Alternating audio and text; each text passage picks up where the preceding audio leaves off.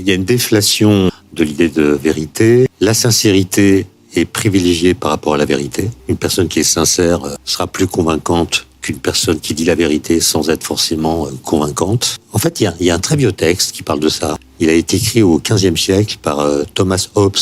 C'est un texte qui s'appelle le Léviathan.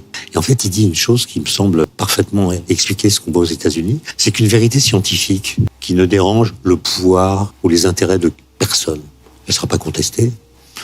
Hobbes prend l'exemple des théorèmes de géométrie, théorème de Pythagore. Ça embête personne. Donc personne ne va le contester. Par contre, si une vérité scientifique venait déranger le pouvoir ou les intérêts d'un personnage puissant, alors on trouverait toutes sortes de stratagèmes intellectuels pour ne pas croire ce qu'on sait. On le sait, mais on n'y croit pas. Et il me semble que les vérités qui dérangent, celles dont il parle là, sont celles qui sont aujourd'hui contestées. Les climatologues sont licenciés aux États-Unis, alors que quand on a découvert en 2012 au CERN à Genève le boson de Higgs, une particule fantastique, mais qui a une durée de vie de 10 puissance moins 23 secondes, qui ne dérange les intérêts de personne. On n'a pas vu en librairie paraître de livres intitulés « Ma vérité sur le boson de Higgs ». En fait, on s'en fiche. Et donc voilà, il y a des vérités qui dérangent et d'autres qui ne le sont pas, et celles qui ne dérangent pas, on les laisse tranquilles.